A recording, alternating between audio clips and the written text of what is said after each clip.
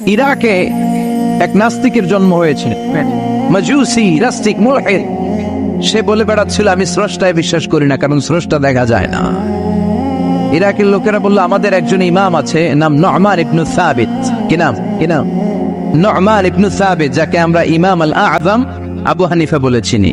সবাই বলল তুমি যে স্রষ্টারে খুঁজে পাও না, আমাদের ইমাম তোমারে স্রষ্টা দেখায় দিবে। সুবহানাল্লাহ পড়ে। সে বলল ঠিক আছে, তাহলে তোমাদের ইমামরা আসতে বলো। কবে? সামনের জুমাবারে ঠিক ভর দুপুরে, দুপুর 2টার দিকে জুমার নামাজের পরে আমিও আসবো, তোমার ইমামও আসবে, ডিবেট হবে। দেখি আমি স্রষ্টার বিপক্ষে আর তোমাদের ইমাম স্রষ্টার পক্ষে, দেখি কে জিতে যায়। এই ডিবেট দেখার জন্য হাজার হাজার মানুষ এসেছে ইরাকের কুফা নগরীতে, হাজার হাজার মানুষ এসেছে।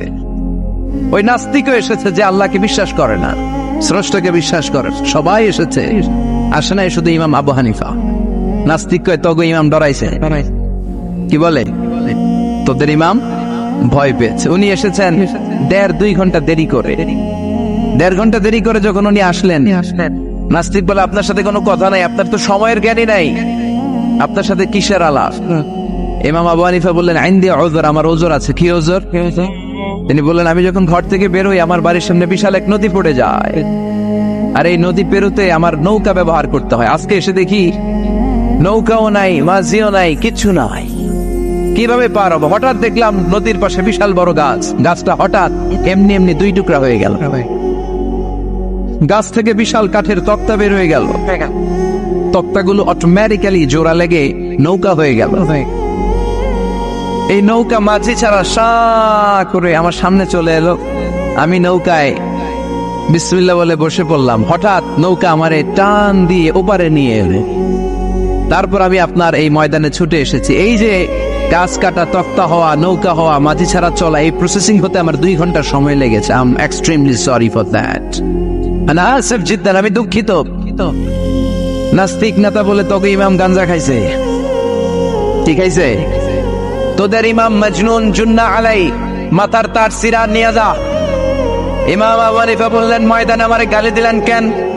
পাগল বললেন কেন? তার সিরা বলে ডাকলেন কেন? মজনুন শব্দ ব্যবহার করলেন কেন? মার্জিত ভাষা ব্যবহার করতে শিখেন। নাস্তিক বলে কেমন কথা আপনি বলেন? শিক্ষিত মানুষ, দার্শনিক মানুষ, জ্ঞানী মানুষ, ইমাম মানুষ, কোন মানুষ ছাড়া, করাত ছাড়া বিশাল বড় বড় গাছ কাটা যায় নাকি? মিস্ত্রি ছাড়া তক্তা বানানো যায় নাকি? মিস্ত্রি ছাড়া তক্তা জোড়া লাগে এমনি এমনি নৌকা হয় নাকি? মাছি ছাড়া পানিতে নৌকা চলে নাকি? ইমাম আবু হানিফা বললেন now you on the right track. এই তো লাইনে আসছে না, এই লাইনে আনার জন্য তো এত গল্প, লাইনে আনার জন্যই তো এত স্টোরি আমি মেক করলাম। আপনার কথা থেকেই যদি ধরি করাত ছাড়া গাছ কাটা যায় না, এমনি এমনি তক্তা হয় না, এমনি এমনি নৌকা হয় না, মাঝি ছাড়া নৌকা এমনি এমনি চলে না, তাহলে আকাশ কেমন করে এমনি এমনি হলো? জমিন কেমন করে এমনি এমনি হলো?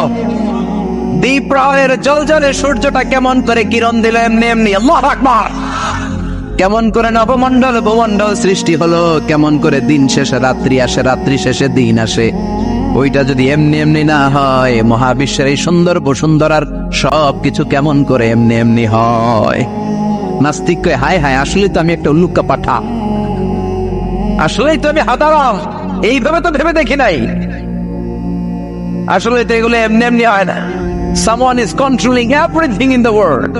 একজন মহা শক্তিধর মহা এমডি আছে, এমডি ম্যানেজিং ডাইরেক্টর, মহা ব্যবস্থাপক, সব ব্যবস্থাপকদের বড় ব্যবস্থাপক। চিৎকার করে বলেন তিনি কে? বিশাল এক ব্যবস্থাপক আছে, তিনি সব কন্ট্রোল করছেন। এতদিন পর্যন্ত আমি বুঝতে পারি নাই, আমারে মাফ করিয়ে দেন আর পড়িয়ে দেন লা ইলাহা ইল্লাল্লাহু মুহাম্মাদুর রাসূলুল্লাহ সাল্লাল্লাহু। সাইয়েদনা ইমাম আবু হানিফার হাতে হাত রেখে শাহাদা বাক্য পাঠ করেছে। সুবহানাল্লাহ পড়ে। ঝিনুকের ভেতর লুকিয়ে থাকে যেমন মতি, ঝিনুকের ভেতর লুকিয়ে থাকে যেমন মতি, কালমা শাহাদাতে আছে আল্লাহর জ্যোতি, কালমা শাহাদাতে আছে আল্লাহর জ্যোতি। সুবহানাল্লাহ পড়েন। এই জ্যোতি যার হৃদয়ে একবার টাচ করে, তার জন্য জান্নাতকে খুলে দেয় কে?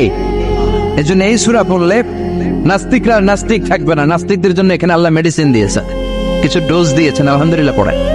এই সূরা থেকে আমরা কিছু সময় কথা শুনবো। শুনতে রাজি আছেন তো? সূরার নাম চিল্লায় বলেন কি নাম? মুলক। মুলক মানে কি? মুলক মানে রাজত্ব, মুলক মানে ক্ষমতা, মুলক মানে পাওয়ার, মুলক মানে কিংডম, মুলক মানে সভরেইনটি। সুবহানাল্লাহ পড়েন। রব্বুল আলামিন বলেন তাবারাকাল্লাযী বিয়াদিহিল মুলকু ওয়া হুয়া আলা কুল্লি শাইইন কাদির। সুবহান সেই সত্তা যার হাতে ক্ষমতা আর তিনি সব বিষয়ে ক্ষমতাশীল। সুবহানাল্লাহ। তাবারাকাল্লাযী বিয়াদিহিল মুলক, মহামহিম সে সত্তা, সুমহান সে সত্তা, বিয়াদিহিল মুলকু যার হাতে ক্ষমতা। ক্ষমতা কার হাতে? চিৎকার করে বলতে হবে কার হাতে? নাকি আমাদের হাতে? না সরকারের হাতে, পুলিশের হাতে, র্যাবের হাতে, মাশরাফির হাতে, হিরো আলমের হাতে? ক্ষমতা কার হাতে? ক্ষমতা শুধুমাত্র একজনের হাতে। চিল্লায় বলেন তিনি কে? আল্লাহর হাতে ক্ষমতা, আর তিনি হচ্ছেন সকল ক্ষমতার উৎস, centre of the all powers. সব ক্ষমতার উৎস কে? নাকি জনগণ? আমরা কিন্তু এটাই শিখি, এদেশে আমাদেরকে রাষ্ট্রীয় ভাবে শিখানো হয়, এটা রাষ্ট্রীয় কুফরি। সকল ক্ষমতার উৎস জনগণ নয়, সকল ক্ষমতার উৎস কে? উনি ক্ষমতার উৎস, তিনি ক্ষমতাসীন, মহা ক্ষমতাধর। তার ক্ষমতার সাথে কারো তুলনা হয় না। আমাদের কি ক্ষমতা আছে? কথা বলেন। বল্লা পোকার কেমন খেয়েছেন? হ্যাঁ, মৌমাছি কামড়াইছে, মৌমাছি কামড়াইলে চিল্লাচিল্লি শুরু করে। তো কি ক্ষমতা আছে আপনার? বল্লা কামড় মেয়েরা দেয় তো ওটা ধরে মার মইটাও পারি না।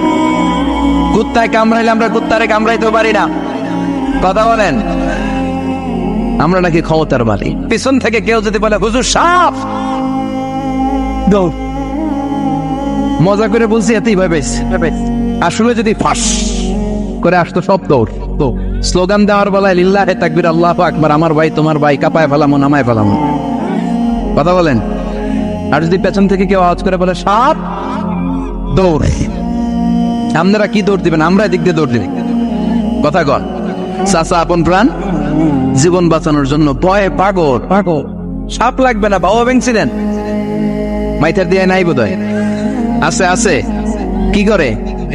খালি লাফায়। 10টা বাবা ব্যাং যদি ছেড়ে দেওয়া হয় স্টেজে 2টা আর বাকি 8টা এদিকে, বাবা ব্যাং আর কি লাভ দিবে?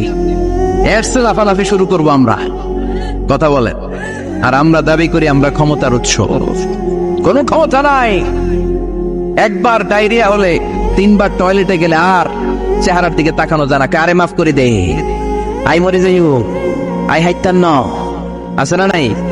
তো পারবেন না কেন? আপনি না ক্ষমতার উৎস, আপনি না ক্ষমতার উৎস। আরে আপনার তো কোনোই ক্ষমতা নাই। খুলিকাল ইনসানু দাঈফা, মানুষকে দুর্বল থেকে দুর্বল করে তৈরি করেছে কে?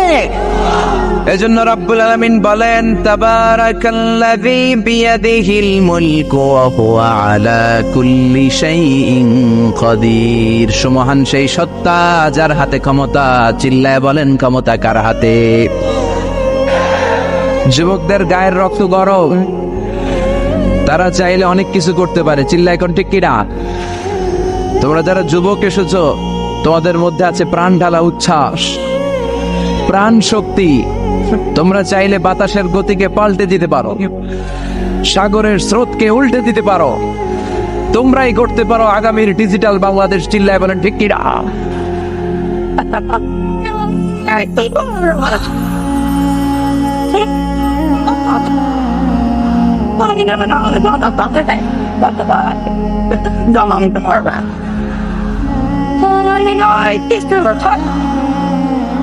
ইদানিং কালে একটা সময় ছিল যুবকরা যাত্রাপালা, গানের কনসার্ট এগুলোর আয়োজন করত। এখন তার বিপরীতে যুবকরাই তাফসির মাহফিলের আয়োজন করে। এটা প্রমাণ করে এই দেশ থেকে ইসলামের আওয়াজকে বন্ধ করে দেওয়া যাবে না। এটা অসম্ভব। এটা আমি প্রায় বলি ইসলাম হচ্ছে চারা গাছের মতো। ইসলামের শত্রুরা ইসলামকে মাটির নিচে গেড়ে ফেলতে চায়, কিন্তু ওরা জানে না ইসলাম হচ্ছে চারা বীজের মতো। এটা মাটিতে গেড়ে দিলে কি হয়? শাখা প্রশাখা সহ উপরের দিকে ওঠে।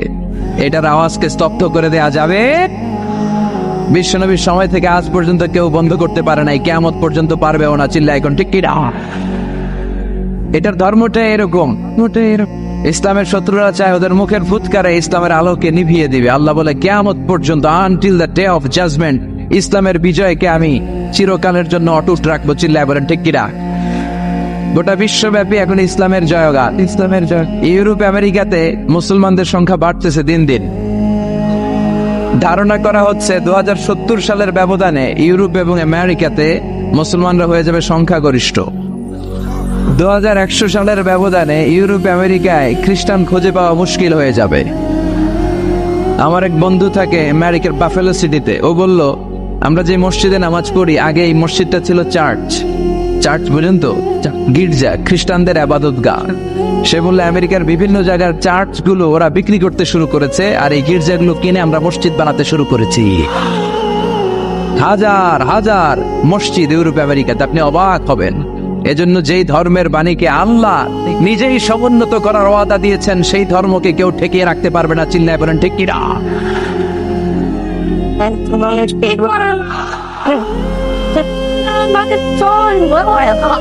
এই ইসলামকে ধর্ম হিসেবে পেয়ে আমরা খুশি না বেজার?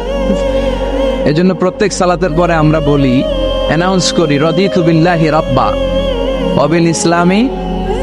সবাই চিৎকার করে বলেন, ওয়াবিল ইসলামি, হে আল্লাহ তোমাকে রব হিসেবে পেয়ে আমরা খুশি, আর ইসলামকে ধর্ম হিসেবে পেয়ে আমরা খুশি। এজন্য ইসলামের পক্ষে থাকলেই লাভ। যারা ইসলামের পক্ষে থাকবে তাদের লাভ না লস? যারা ইসলামের বিপরীতে যাবে তাদের দিন, দুনিয়া, আখিরাত সবটাকে বরবাদ করে দিবে কে? নারীদের পেটটা হচ্ছে খনি। চিল্লায় বলেন তো, নারীদের পেটটা কি? গ্যাসের খনি, তেলের খনি, স্বর্ণের খনির মতো নারীদের পেটও খনি। তাই নারীদেরকে যদি ইসলামের সাথে অ্যাটাচমেন্টটা বাড়ানো যায়, কোরআন সুন্নাহর আলোকে তাদেরকে কথা শোনানো যায়, এই পেট থেকে বড় বড় আল্লাহর ওলি বেরোবে, বড় বড় মুফাসসিরে কোরআন বেরোবে। এই পেট থেকে ফজলুল হক আমিনের মতো মুফতি বেরোবে, আহমদ শফির মতো আলেমে দ্বীন বেরোবে, আল্লামা সাইদির মতো মুফাসসিরে কোরআন বেরোবে। নারীদের পেটটা হচ্ছে খনি। এই নারীদেরকে যত্ন নিলে এদের পেট থেকে বেরোবে আলেমে দ্বীন, মুফাসসিরে কোরআন, হাফিজে কোরআন, দেশপ্রেমিক আল্লাহওয়ালা লোক। আর যদি নারীদেরকে কোরআন সুন্নাহর আলোকে যত্ন না নেই, তাদেরকে যদি আমরা জি বাংলা দেখতে দেই, কথা বলেন, খুলনায় তো জি বাংলা চলে না, স্টার জলসা, কিরণমালা, এগুলো যদি আমরা দেখতে দেই, তাহলে এই একই নারীর পেট থেকে বড় বড় ডাকাত বেরোবে, টেন্ডারবাজ, চাঁদাবাজ বেরোবে, দুর্নীতিবাজ বেরোবে, দেশের টাকা, 10-এর টাকা মেরে যারা বিদেশে পাচার করে দিবে, এরকম টন বেরোবে। এজন্য নারীদেরকে ইসলাম শিখানো খুব জরুরি। বিষ্ণু বলেছেন, দুনিয়া কুল্লুহা মাতা ওয়া খায়রু মাতা'আদ দুনিয়া আল মারআতু সালিহা। এই খালি চোখে তোমরা পৃথিবীতে যা দেখো সব সম্পদ, আর এই সব সম্পদের মধ্যে সবচেয়ে দামি সম্পদ হচ্ছে নেককার নারী। সুবহানাল্লাহ পড়বেন না? এজন্য নারীদেরকে যেন আমরা ইসলাম শিখাই, নারীদেরকে যেন আমরা কোরআন শিখাই। বিশ্বনবী বলতেন, খবরদার নারীদেরকে গালি দিও না, আমি বিশ্বনবী নারীদের পিতা।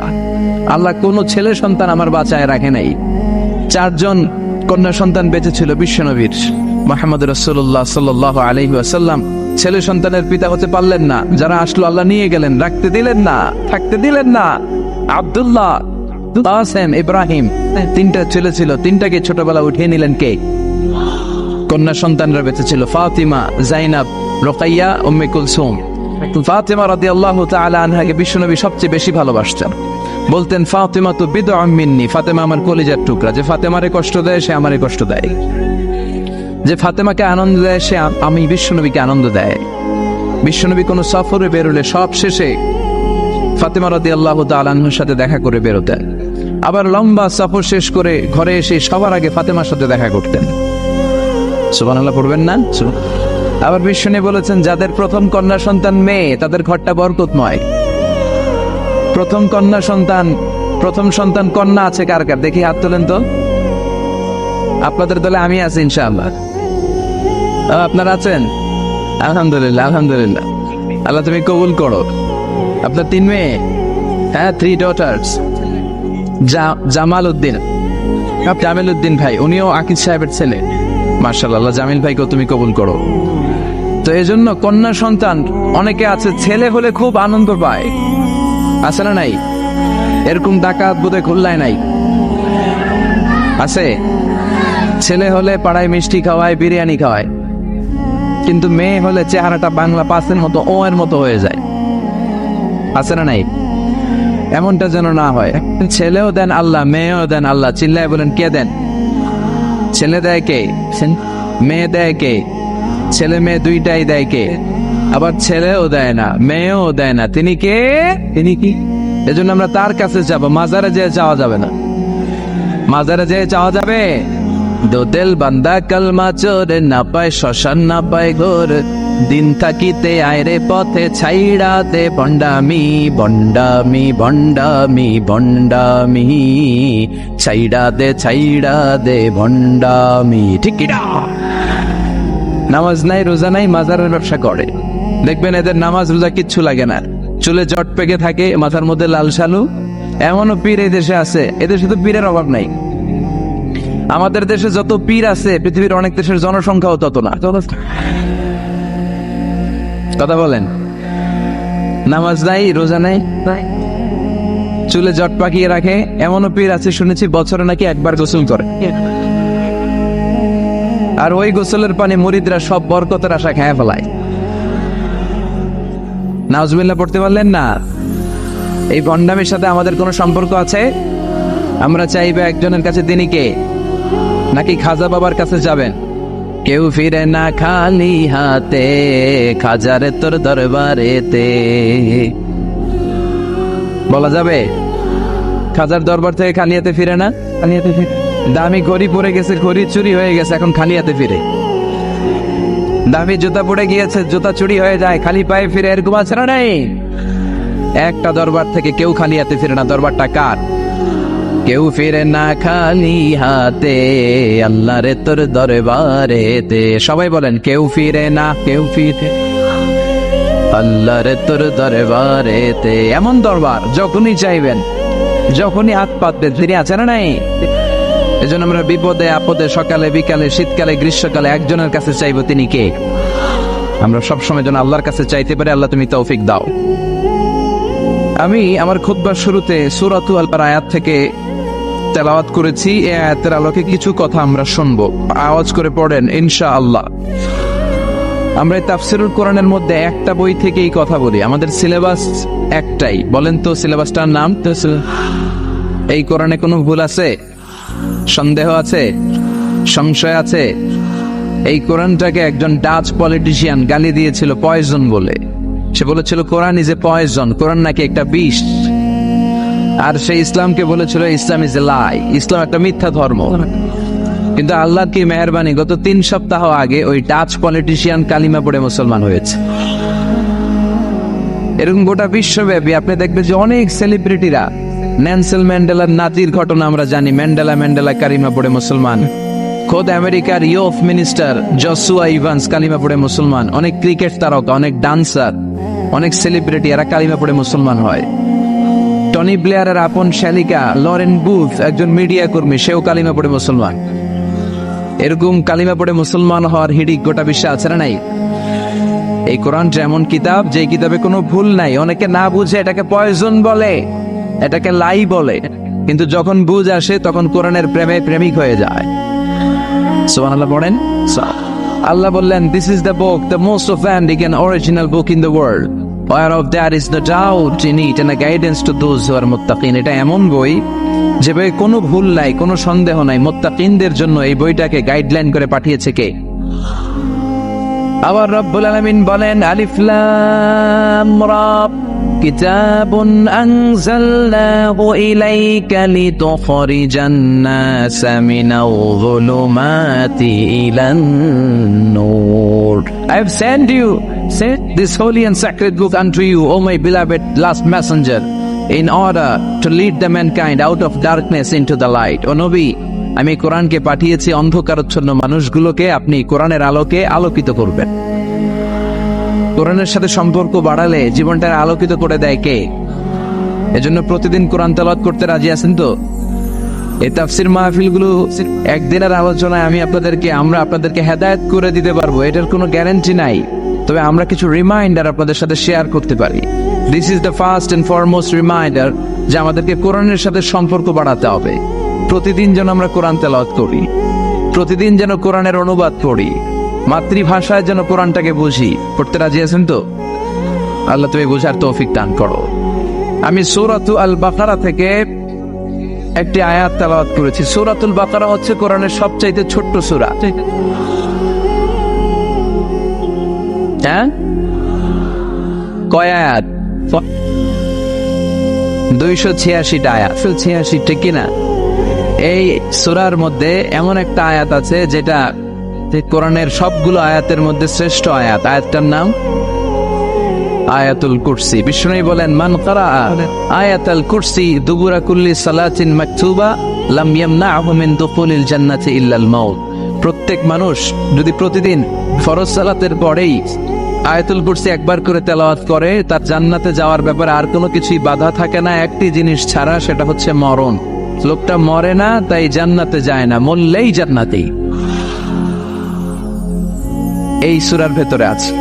এবং বিষ্ণু বলেছেন, ইকরাউ সূরাতাল বাকারা, তোমরা বেশি বেশি সূরা বাকারা পড়ো।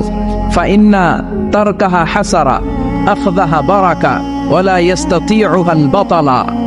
যে সূরা বাকারা বেশি বেশি তেলাওয়াত করবে তার জীবনটারে বরকতময় করে দিবে কে?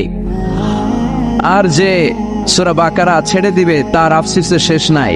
আর সূরা বাকারা যারা তেলাওয়াত করবে, জিন ভূত প্রেতনি ব্ল্যাক ম্যাজিক তার কোনো ধরনের ক্ষতি সাধন করতে পারবে। এজন্য বেশি বেশি সূরাতুল বাকারা তেলাওয়াত করবেন তো? আমরা সূরাতুল বাকারার 124 নম্বর আয়াত তেলাওয়াত করেছি। এই আয়াতে আল্লাহ তাআলা সাইয়েদনা ইব্রাহিম আলাইহিস সালামকে কি কি পরীক্ষা নিয়েছিলেন এবং এই পরীক্ষায় উত্তীর্ণ হওয়ার কারণে কি কি পুরস্কার দিয়েছেন সেটা ডিরেক্টলি বর্ণনা করেছেন। চিল্লায় পড়েন আল্লাহু আকবার। রব্বুল আলামিন বলেন, ওয়াইয বিতালা ইব্রাহিমা রাব্বুহু বিকালিমাতিন ফাতাম্মাহুন্না ক্বালা ইন্নী জাইলুকা লিন-নাসি ইমামা।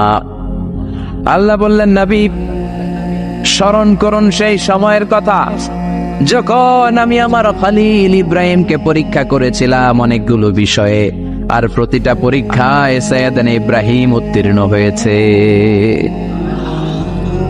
প্রতিটি পরীক্ষায় তিনি সাইয়েদনা ইব্রাহিমকে সফল পেয়েছেন, প্রতিটি পরীক্ষায় তিনি সাকসেসফুলি সফলতা অর্জন করেছেন। চিল্লায় পড়েন আল্লাহু আকবার। আল্লাহ বললেন, আর ফলাফল স্বরূপ আমি ঘোষণা দিলাম, ইব্রাহিম তোমার আমি গোটা বিশ্বের নেতা বানিয়ে দিলাম, leader of the all human being on earth. এই পৃথিবীতে যারা আছে সবার নেতা হচ্ছে সাইয়েদনা ইব্রাহিম। সুবহানাল্লাহ পড়াই। নেতৃত্ব, যোগ্যতা, লিডারশিপ এমনি এমনি আসে না, নেতা এমনি হওয়া যায় না। নেতা হতে হলে পরীক্ষায় উত্তীর্ণ হতে হয়। চিল্লায় বলেন ঠিক কিনা? একটার পর একটা পরীক্ষা আল্লাহ তাআলা সাইয়েদনা ইব্রাহিমের কাছ থেকে নিয়েছেন। আগুনের মধ্যে স্বর্ণ পুড়িয়ে যেমনি স্বর্ণকে খাঁটি বানানো হয়, তেমনি পুড়িয়ে পুড়িয়ে আল্লাহ তাআলা সাইয়েদনা ইব্রাহিমকে পরীক্ষা করেছেন, কষ্টি পাথর দিয়ে যাচাই করেছেন। প্রতিটি পরীক্ষায় নিজেকে প্রমাণ করে করে সাইয়েদনা ইব্রাহিম আলাইহিস সালামের এই মর্যাদার আসনে আসীন হতে হয়েছে। চিল্লা এখন ঠিক কি? আল্লাহ বিশ্ব নবীরে সান্ত্বনা দিচ্ছেন, নবী দিচ্ছেন, নবী এই যে মাক্কি জীবনে আপনার উপর এত আযাব, এত অত্যাচার, এত পরীক্ষা, এই পরীক্ষাগুলো শুধুমাত্র কেবলমাত্র আপনার উপরই চলছে এমনটা আপনি ভাববেন না। আপনার পিতা সাইয়েদনা ইব্রাহিমের উপরে এই পরীক্ষা ছিল কি ছিল না? সাইয়েদনা ইব্রাহিমের উপর এই পরীক্ষা ছিল। লোকেরা আপনারে পাগল বলে গালি দেয়, মক্কায় আপনারে পাগল বলে গালি দেয়, আপনারে গণক বলে গালি দেয়, আপনাকে কবি বলে গালি দেয়। একটার পর একটা গালি, একটার পর একটা ট্যাগ আপনার উপর লাগাতে থাকে তারা। এটা সুন্নাতুল্লাহ, এটা আল্লাহর সুন্নাত। পৃথিবীতে যারাই ইসলামের পক্ষে কথা বলবে, ইসলামের বিপক্ষ শক্তিরা তাদেরকে গালমন্দ করবে। চিল্লায় বলেন ঠিক কিনা? বিশ্বনবীকে যেমনি গালমন্দ করতো, এখনো এই গালমন্দ আছে না নাই? তবে গালি দেওয়ার ভার্সন চেঞ্জ হয়েছে। কথা কন। বিশ্বনবীরে বলতো কবি, বিশ্বনবীরে বলতো গণক, বিশ্বনবীকে বলতো পাগল, কিন্তু এখন আম করে ডাক দেয় কাঠমোল্লা বলে। এখন আমাদেরকে গালি দেয় রাজাকার বলে, এখন আমাদেরকে গালি দেয় যুদ্ধাপরাধী বলে। গালি কিন্তু ঠিকই আছে, কিন্তু গালি মিস নাই। আপনি কোরআনের কথা বলবেন আর আপনি গালি শুনবেন না, আপনার পুরো জীবনে কোনো ঝুঁকি আসবে না। সবাই আপনারে হাততালি দিবে আর রেড কার্পেট রিসেপশন দিবে, এটা হবে না। চিল্লায় বলেন ঠিক কিনা? মক্কার জমিনে যখন বিশ্বনবী দাওয়াত দিয়েছেন, এমন কোন অত্যাচার নাই যেটা বিশ্বনবীর উপর হয় নাই। বিশ্বনবীকে পিটানো হয়েছে, বিশ্বনবীর গায়ে পাথর মারা হয়েছে। 3 বছর বিশ্বনবী শিয়াবে আবি তালেবের জেলখানায় বন্দী থেকেছে। এজন্য জেল, জরিমানা, অত্যাচার, ফাঁসি, এগুলোকে মুমিন থোড়াই কেয়ার করে। চিল্লায় বলেন ঠিক কিনা? মুমিন জানে আল্লাহর দেওয়া ওয়াদা, ওয়ালা তাহিনু ওয়ালা তাহজানু ওয়া আনতুমুল আ'লাউনা ইন কুনতুম মুমিনিন। আল্লাহ বলে ভয় পেও না, never lose hope, never be frustrated. আশাহত হও না, আশা ছেড়ে দিও না, বিজয় তোমাদেরই হবে যদি তোমরা মুমিন হতে পারো। তবে ইমানটা হতে হবে পাকা ইমান, যে ইমান প্রয়োজনে বারুদের মতো জ্বলে ওঠে। চিল্লায় বলেন ঠিক কিনা? যে ইমানে প্রয়োজনে জ্বলে ওঠে না, যে ইমান সত্য ন্যায়ের কথা বলে না, যে ইমানে প্রয়োজনে জ্বলে ওঠে না, যে ইমান সত্য ন্যায়ের কথা বলে না, যে ইমান ময়দানে নাই, যে ইমান বাস্তবে নাই, মুখে শুধু ফাঁকা বলি, কি করে তারে বলো ইমান বলি, কি করে তারে বলো ইমানে বলি, কি করে তারে বলো ইমানে বলি। ঠিকই রাখ। যে ইমান দিন কায়েমের আন্দোলনের ধার ধারে না, যে ইমান লেবাসধারী কোরআন হাদিস তাও পড়ে না,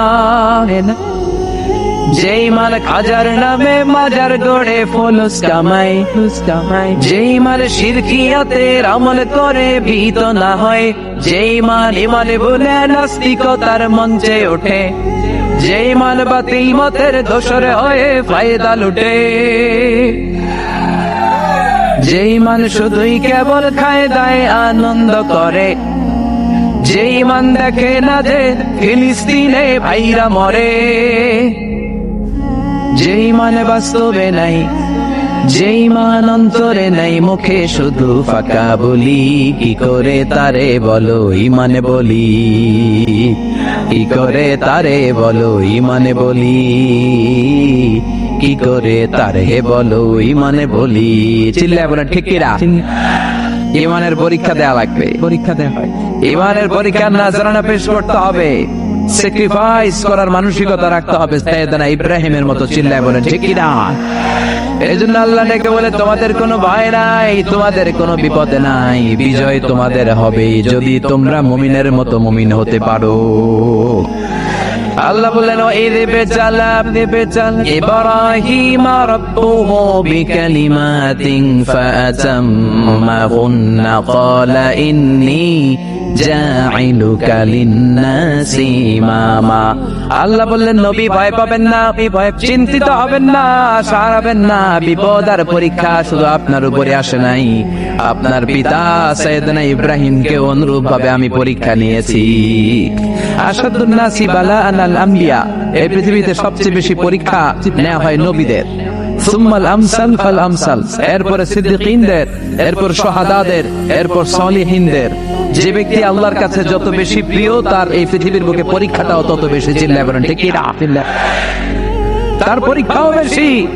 সম্মান বাড়িয়ে দেওয়ার জন্য আল্লাহ পরীক্ষা নেন। আল্লাহ বিশ্বনবীর সান্ত্বনা দিয়ে বললেন নবী খবরদার, আপনি আশাহত হবেন না। সাইয়েদনা ইব্রাহিমকে আমি পরীক্ষা নিয়েছি, আর প্রতিটা পরীক্ষায় সাইয়েদনা ইব্রাহিম আলাইহিস সালাম গোল্ডেন এ প্লাস। কি পাইছে? জিপিএ, কথা বলেন, জিপিএ 5 পেয়েছে, গোল্ডেন এ প্লাস পেয়েছে, গ্লোবাল অ্যাওয়ার্ড পেয়েছে আল্লাহর কাছ থেকে। আর খুশি হয়ে বলেন ইব্রাহিম, আল্লাহ তাআলা খুশি হয়ে ঘোষণা করলেন ইব্রাহিম একটার পর একটা পরীক্ষা তোমার নিলাম, প্রতিটা পরীক্ষায় তুমি সফলতার সাথে কৃতকার্য হলে এর ফলাফল হিসেবে আমি তোমাকে গোটা বিশ্বের সবার জন্য নেতা বানিয়ে দিলাম। Allah put Sayyidina Ibrahim in some tests and trial, and Sayyidina Ibrahim successfully overcome all the tests. Allah said, Ibrahim, I'm gonna make you the leader. Ibrahim, সবগুলো পরীক্ষায় তুমি পাশ করলা, যাও তোমার নেতা বানাই দিলাম। চিল্লায় পড়েন আল্লাহু আকবার। আপনাদের গ্রামের নাম চান্দোলা, কোন থানায়? এটা কি থানা? তাহলে কোন থানায় পড়ছে? আচ্ছা, এই থানা হচ্ছে আপনার কুমিল্লার 16টা থানার একটা। কুমিল্লা হচ্ছে বাংলাদেশের 64 জেলার এক ছোট্ট জেলা, যেরকম ঠিক কিনা? 64 জেলা মিলে আমাদের সুজলা সুফলা শস্য শ্যামলা ডিজিটাল বাংলাদেশ। এই বাংলাদেশের চেয়ে 100 গুণ বড় দেশ পৃথিবীতে আছে না নাই? আপনি কানাডার ম্যাপ দেখেন, রাশিয়া দেখেন, বাংলাদেশের চেয়ে প্রায় 1-150 গুণ বড়, যেরকম ঠিক কিনা? আরে পাশের দেশ ভারতই তো 20-25 গুণ বড়, যেরকম ঠিক কিনা? এরকম 200 খানা দেশ মিলে পৃথিবীর 30 ভাগ, বাকি 70 ভাগ শুধু সাগর, জোরে বলেন ঠিক কিনা? এই সবটা মিলে এই পৃথিবীতে 600 কোটি মানুষের বসবাস। এই পৃথিবীটা কত বড় তাহলে, সে তুলনায় কত ছোট্ট চান্দোলাতে আমরা বসে আছি। পৃথিবীটা আমাদের চেয়ে কত বড়, আর এই পৃথিবীর চেয়ে সূর্য নাকি 13 লক্ষ গুণ বড়।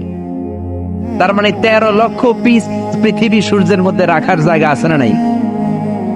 এরকম সূর্যের চেয়েও 1000 কোটি কোটি গুণ বড় তারা আল্লাহর মহাকাশে আছে না নাই? সূর্যের চেয়ে সবচেয়ে কাছের যে তারা আমাদের পৃথিবীর, সেটার নাম হচ্ছে প্রক্সিমা সেন্ট্রাই, তারপরে Alpha Centauri A, Alpha Centauri B, এটা Carina, Betelgeuse, Milky Way, galaxy, black whole.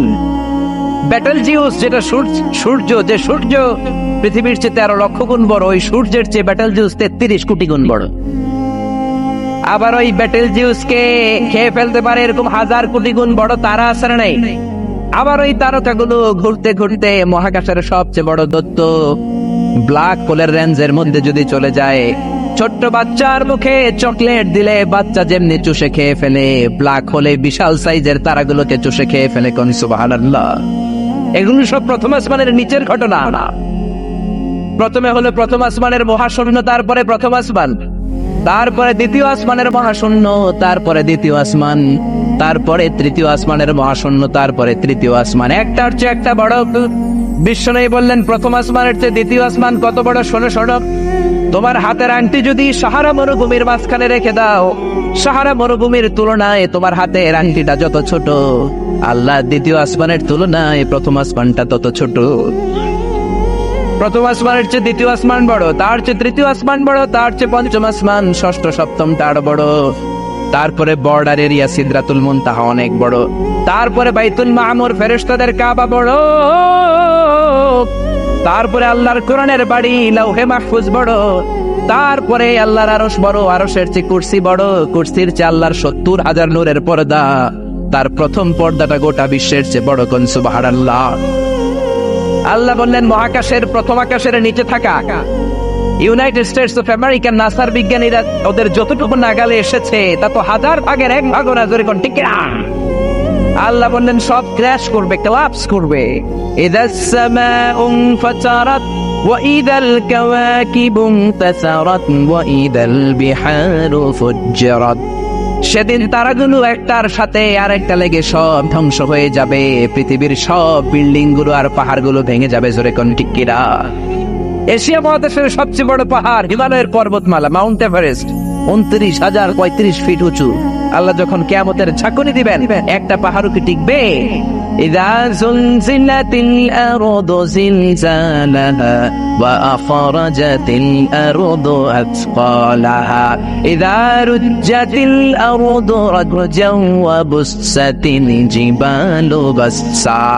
আল্লাহ বলেন যখন পৃথিবীকে ভাইব্রেশন করে দিব, কাঁপুনি দিব, এক শেক করব, এক শেকিং এর চোটে পৃথিবীর সব বিল্ডিং গুলো ভেঙে যাবে, সব পাহাড় গুলো দুমড়ে মুচড়ে পড়বে, সব টাওয়ার গুলো আবাসিক এলাকার উপর পড়বে, স্যাটেলাইট একটার সাথে আরেকটা কৃত্রিম উপগ্রহ গুলো লেগে সবাই যোগাযোগ বিচ্ছিন্ন হয়ে যাবে। কোন ঠিক কিনা?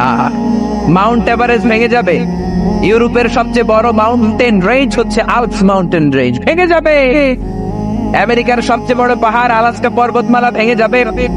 আরব দেশের সব চাইতে বড় পাহাড় সিলসিলা তুর সাইনা, তুর পাহাড়ের মাউন্টেন রেঞ্জ পুরো ভেঙে চুরে তুলার মতো উঠতে থাকবে, জোরে কোন ঠিক কিনা? তিনি গোটা বিশ্বের রব, পালনকারী, নিয়ন্ত্রণকারী। রব কাকে বলে আমি একটু সংক্ষেপে আপনাদের বুঝাই। রব হচ্ছেন তিনি যিনি ফরিয়াদ করার আগে দিয়ে দেয়, চাওয়ার আগে যিনি দিয়ে দেয় তার নাম কি? রব। যার, একটু খেয়াল করে বুঝবেন, যার যখন যেটা যতটুকু প্রয়োজন হয় তাকে তখন সেটা ঠিক ততটুকু চাওয়ার আগেই যিনি দিয়ে দিতে পারে তার নাম রব। এই কাজটা কি আল্লাহ ছাড়া কেউ করতে পারবে? এই যে আমরা আমাদের মায়ের পেটের ভেতরে ছিলাম, ওই মায়ের পেটের ভেতরে যে 8 মাস 9 মাস ছিলাম, কি কি হয়েছিল মনে আছে আপনাদের? কারো মনে নেই? কারোই মনে নেই? আমি তো ভাবছি শুধু আমার মনে নেই, আপনাদের কারো মনে থাকতে পারে। আসলে আমরা স্মৃতির পাতা হাতড়াতে হাতড়াতে কতটুকু ছোটবেলার কথা মনে করতে পারি দেখি। আমি মনে হয় আমার 3 বছর বয়স যখন, ওই সময়কার কিছু স্মৃতি মনে আছে। আপনাদের কার স্মৃতির কি অবস্থা বলেন? 2 বছর বয়স যখন আপনাদের ছিল তখন কি ঘটছিল মনে আছে নাকি? নাই। 1 বছর 6 মাস 2 মাস আর মায়ের পেটের ভেতরে যে ছিলাম কিছুই জানি না, কি যে হয়েছিল, কেমন যে ছিল সেই জগৎটা জানি না। আমরা ছোট্ট একটা স্পার্ম ড্রপ ছিলাম, ছোট্ট শুক্রাণু। আমার মায়ের জরায়ুর দেয়ালে আমরা লেপ্টে ছিলাম কেঁচোর মতো। কেঁচো চিনেন? কেঁচো, যে রক্ত চোষা কেঁচো, জোক, এই জোকের মতো মায়ের জরায়ুর দেয়ালের ভেতরে আমরা লেগেছিলাম। সেখান থেকে ছোট্ট ছোট্ট থেকে আল্লাহ আমাদেরকে বড় করলে, হ্যাঁ, আমরা স্পার্ম ড্রপ থেকে ব্লাড ক্লট, তারপর লিটল ফ্ল্যাশ, আস্তে আস্তে করে এটা একটা ফুল ফর্ম বেবি আমরা হলাম। তো এই যে 9 মাস আমরা ছিলাম মায়ের পেটের ভেতরে, তখন আমাদেরকে খাবারের ব্যবস্থা করেছেন কে? অক্সিজেনের ব্যবস্থা করেছেন কে? পৃথিবীর কেউ কিন্তু তখন আমাদের কাছে খাবার, অক্সিজেন, বাতাস এগুলো পৌঁছানোর সাধ্য কারো ছিল না, তিনি করেছেন। আবার দেখেন, আমি যখন দুনিয়াতে আসলাম তখন আমাকে মায়ের বুকের দুধ খাওয়ানোর ব্যবস্থা আল্লাহ করে দিলেন। এখন চিকিৎসকরা বলে যে মায়ের বুকের দুধের ভেতরে টিকা আছে বাচ্চাদের জন্য, ন্যাচারাল টিকা। প্রথম টিকাটা আল্লাহ ফ্রি দেয় আর কি, কিছু টিকা আমাদের কিনা লাগে ফার্মেসি থেকে, আর প্রথম টিকাটা আল্লাহ ফ্রি দিয়ে দেয় মায়ের বুকের দুধের মধ্যে, আল্লাহ সেটা রাখে। তখন আমরা শুধু দুধ খেতাম, মায়ের বুকের দুধ, 6 মাস থেকে 1 বছর 2 বছর। তো আমরা যখন দুনিয়াতে আসার পরে মায়ের বুকের দুধ খেতে শুরু করলাম, তখন আমাদের দাঁত ছিল নাকি? কথা বলেন। দাঁত ছিল না। এর কারণ দুধ চুষে খেতে কি দাঁত লাগে? লাগে না। সো দাঁত লাগে না, আল্লাহ দাঁত দেয়ও নি। এরপর যখন বয়স বাড়তে শুরু করলো, 2, 3, 4, 5, 6 বড় হতে লাগলাম, এখন আর দুধ খেলে চলে না, এখন আমাকে গোশত খেতে হয়, মাছ খেতে হয়, হাড্ডি চিবুতে হয়। এখন দাঁতের দরকার আছে না? ঠিক তখন যে দাঁত লাগবে, ওই দাঁত পাওয়ার জন্য আমরা অ্যাপ্লিকেশন করছিলাম আল্লাহর কাছে, তাই না? ফর্ম পূরণ করেছিলাম? করিনি। দেখেন, যখন দাঁতের দরকার নাই, দেন নাই, ঠিক যখনই দরকার ঠিক তখনই দিয়ে দিলেন, ফরিয়াদ ছাড়া, অ্যাপ্লিকেশন ছাড়া। যার যখন যেটা ঠিক যতটুকু যে পরিমাণে লাগে তাকে তখন সেটা ঠিক ততটুকু সে পরিমাণে, যিনি ফরিয়াদ করার আগে, চাওয়ার আগে দিয়ে দিতে পারেন, তার নাম রব। আজকে থেকে মনে থাকবে রব কি? আলহামদুলিল্লাহ রাব্বিল আলামিন। সকল প্রশংসা ওই আল্লাহ যিনি হচ্ছেন রাব্বিল আলামিন। এগুলো এতটা ব্যাখ্যার দাবি রেখে আমি 2 ঘন্টা রবের ব্যাখ্যা করে শেষ করা যাবে না। রব, আমি খুব সংক্ষেপে শুধু অর্থ বলবো 7 মিনিটে। তিনি হচ্ছেন রব্বিল আলামিন, গোটা বিশ্বের নিয়ন্ত্রণকারী। তিনি রব, তিনি সবাইকে লালন পালন করে। শুধু আমাদেরকে যে করে তা না, জিন জাতিকে রিজিক দেয় কে? এই যে পাখিগুলো রিজিক দেয় কে? আমি তো এই যে এখানে দেখলাম যে কিছু গাছের মধ্যে বাদুর আছে অনেক, তাই না? বাদুরগুলো রাতে বেরোয়, সারাদিন পা ঝুলিয়ে ঘুমায় থাকে আর কি। এই বাদুরগুলাকে খাবারের ব্যবস্থা করে কে?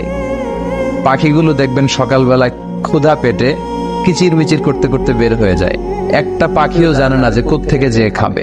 আবার খাবার স্টোরেজের ব্যবস্থাও নেই। আমাদের তো ফ্রিজ আছে, পাখিদের ফ্রিজ টিজ আছে নাকি? কিছু নেই। আমাদের টাকা বেশি হলে ব্যাংক ব্যালেন্স করে রাখি, পাখিদের সুযোগ আছে না। সকালে জানে না, আল্লাহর নাম নিয়ে ছোটে, কিন্তু বিকেল বেলা ঠিকই প্রত্যেকটা পাখির পেট ভর্তি করে, ওদর ভর্তি করে আবার পাখির বাসায় ওদেরকে ফিরিয়ে দেয় কে? তার নাম রব। আফ্রিকার জঙ্গলে এত প্রাণী, ওদের খাবারের ব্যবস্থা করে কে? সাগরের নিচে এই যে মৎস্যকুল, এখন তো জিওগ্রাফিক্যাল চ্যানেল খুললে দেখা যায় যে এমন অদ্ভুত ধরনের মাছ আমরা দেখিনি কখন। আমি 16 সালে সিঙ্গাপুরে গিয়েছিলাম যখন, তখন আপনার সাথে পরিচয় হয়নি, তো তখন ওই যে ইউনিভার্সাল স্টুডিওর ওখানে একটা সি অ্যাকুয়ারিয়াম টাইপের আছে, তো আমাকে নিয়ে গেল ওখানে এমন এমন কিছু প্রজাতির মাছ বা প্রাণী দেখলাম, মানে মাছ পানির ভেতরে থাকে, ওটা দেখতে ঘোড়ার মতো, দেখতে বাঘের মতো এরকম। তো এই যে অদ্ভুত ধরনের প্রাণী যেগুলোর হয়তো নামও আমরা জানি না, এগুলোকেও খাবার দেয় কে? আল্লাহ। তিনি হচ্ছেন রব্বিল আলামিন। আর সেই রবের জন্য প্রশংসা করতে হবে, এটা আল্লাহ শিখালেন। তারপর আল্লাহ নিজের পরিচয় আরো প্রলং করছেন যে আমি হচ্ছি আর রহমান আর রাহিম। আমার সাথে সাথে পড়েন, আর রহমান আর রাহিম। তিনি দয়ালু, মেহেরবান। আল্লাহর চাইতে বেশি দয়ালু কেউ আছে? কেউ নাই। তিনি এত দয়ালু, তিনি আমাদেরকে এত ভালোবাসেন। আমাদের আব্বা আম্মা আমাদেরকে খুব ভালোবাসে না? আমাদের মা বাবা আমাদেরকে যত ভালোবাসে তার চেয়ে আমাদেরকে বেশি ভালোবাসে কি? আচ্ছা, আমি আমার নিজেকে খুব ভালোবাসি না? আমি আমার নিজেকে যতটা ভালোবাসি তার চেয়েও বেশি আমাকে ভালোবাসে কে? তিনি হচ্ছেন আর রহমান আর রাহিম। আমার কাছে চাইতে দেরি হয়, দিতে দেরি হয় না।